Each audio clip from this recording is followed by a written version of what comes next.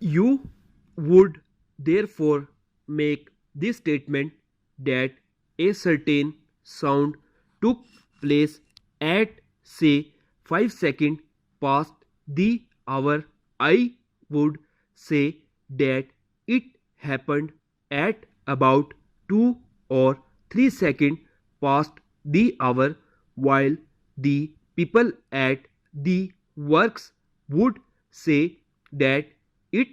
took place just at the hour, so that even we say that a certain things happened at a certain time, we really mean that it happened at that time in relation to our own position at that moment. The relation of time to distance and the relation of immediate time to time as a whole are subject in which people grow more and more interested to interesting place have been written round the idea that everything that has happened in the past is still in existence. The point made by the place being that a person who has a certain special sense highly developed can go back into the past and experience old and past events.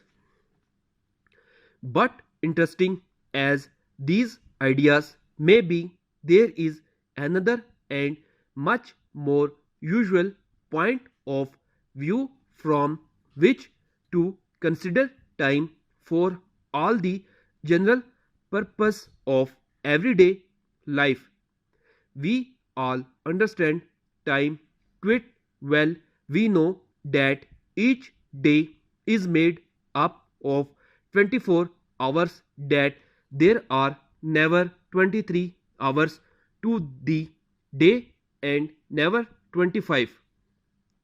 We know that the little hands marking the passing of the minutes and hours move on and on at their even rate, and that although they work in our service, they work without any regard to our personal and special interest, that will work no more quickly when life is taking us towards some special pleasing event, and they will not they will not lessen their rate when we are moving towards something less pleasing. We know that time influences us in the doing of every piece of work, for all work to have its highest value has to be done to time.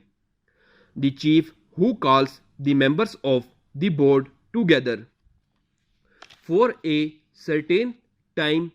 be ready when the board meets with the facts, figure or questions which he wishes to put the members. He depends not only upon his own work in this connection, but upon the work of all directly working with him, from the most experienced man in his employ to the most recent of the office boys. The motor manufacturer must so recognize the year's work of all his men that he not only supplies the day to day demand of the public for his product, but also has his new good quite ready for the market at the expected time. The manufacturer, whatever his product may be, must supply present demand and at the same organize future work. Goods made for shipment overseas must be ready for shipment by the date on which the ship is leaving the country. The kind of market in which we are interested makes little difference. Goods must be put on the market when the market is ready to receive them, but the principal difficulty of all planning comes from the fact that we cannot see time. We have perhaps 5 months in which to do a piece of work. There seems to be no need for an immediate start, and the papers in connection with it are put one side. When the papers again see the light of day, we find possibly that we need information from another person, but to the second man this piece of work is something just received, and he in his turn sit on it for a little while, only to find when he looks seriously at the work that it requires the attention of a third party, and valuable days pass until we find that the work is either put through to time as a result of much work and running about on the part of everyone interested, or it is not put through with resulting loss of money and goodwill. Even man has done his best, nature sometime lets us down, and weather condition